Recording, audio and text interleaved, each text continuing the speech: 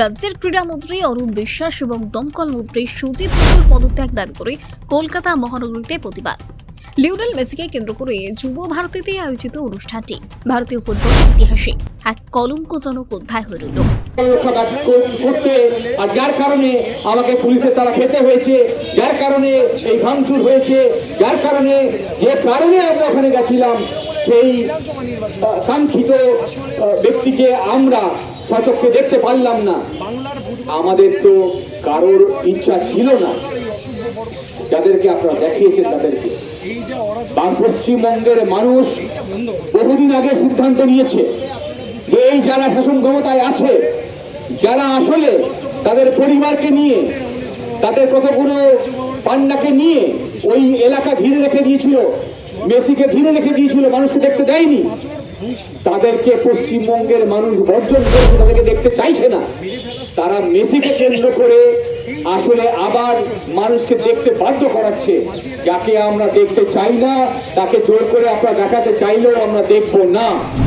নেতা মন্ত্রীদের ফটো সেশনের দাপটে সাধারণ দর্শকরা বঞ্চিত হলেন, যার ফলে ক্ষুব্ধ জনতা মাঠে ক্ষোভে ফেটে পড়ে। এক বিক্ষোভকারী বলেন, যারা সারা বছর চোর দুর্নীতির সঙ্গে যুক্ত তারা মেসিকে দেখতে পেলেন, কিন্তু সাধারণ মানুষ দেখতে পেলেন না। উদ্যোক্তাকে অ্যারেস্ট করা হলো, কিন্তু নেতা মন্ত্রীদের জিজ্ঞাসাবাদ করা হচ্ছে না। এই প্রতিবাদের একটাই কারণ, যে কারণটা হলো আজকে লিও মেসি কলকাতায় এলো, এবং লিও মেসি কলকাতায় এসে আমরা বাংলার মানুষ চেয়েছিলাম তাকে একটু পাবো, কাছ থেকে পাবো, দেখতে পাবো।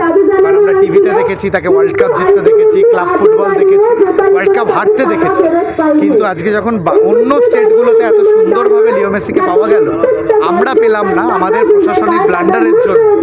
এবং কিভাবে নেতা মন্ত্রীরা তাদের পরিজনদের, বিশিষ্টজনেদের আঁকড়ে ধরে তাদেরকে ছবি তোলানো হবে, তাকে ঘিরে ধরে এমন একটা কেওয়াস ক্রিয়েট করা হলো যে তার একটা ইন্টারন্যাশনাল সিকিউরিটি, সেও থাকতে পারলো না বেশিক্ষণ।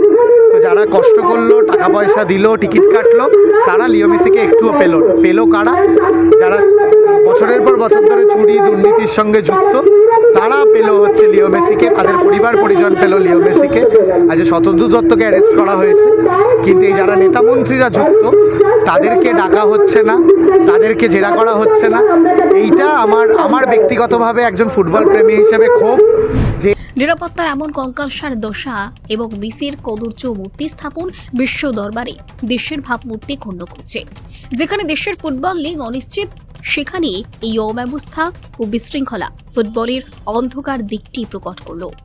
অদৃশ্য দেববর্মা জানান যে এক কমিটি গঠন করে যারা এই ঘটনার সঙ্গে যুক্ত তাদের শাস্তি দেওয়া হোক। তাদের যা প্রথম দাবিটা হচ্ছে একটা কমিটি গঠন করা, যেখানে যারা দায়ী, যারা অর্গানাইজার্স এবং নেতামন্ত্রী, তৃণমূলের নেতামন্ত্রী যারা এটার জন্য পুরোপুরি দায়ী, তারা এই যে একটা ইভেন্ট, এইরকমভাবে একটা ইনসিডেন্ট যারা হতে দিল, যেখানে প্রচুর মানুষ আসলো, তাদের টাকা জমে, তারা টাকা নিজের খরচ করে একটা যে স্কোপ দেখার জন্য একজন মেসি আসছে, তাদের এত বড় আইডল, তাদের ফুটবলের, যারা ফুটবল প্রেমী তাদের জন্য তারা এলো, এবং এসে কি দেখলো, কিছু লোক তারা এবং তাদের কিছু নেতা এবং তাদের প্রিয় লোক এবং নেতা অভিনেত্রী, যারা সেলিব্রিটি, যারা সোশ্যাল মিডিয়া ইনফ্লুয়েন্সার, তারা হচ্ছে সেই মেসিকে ঘিরে পুরোপুরি এরকম একটা জটলা পাকালো এবং পুরো একটা বাজে একটা সিচুয়েশন তৈরি করলো, যাতে আলটিমেটলি লসটা যারা প্রচুর টাকা দিয়েছিল, যাদের এটা কোথাও না কোথাও গিয়ে হয়তো অনেকে সামর্থ্যের বাইরে গিয়েও টিকিটটা কেটে হয়তো ওখানে গেছিল মেসিকে দেখতে পাবে বলে, তারা সেই স্কোপটা পেলো না।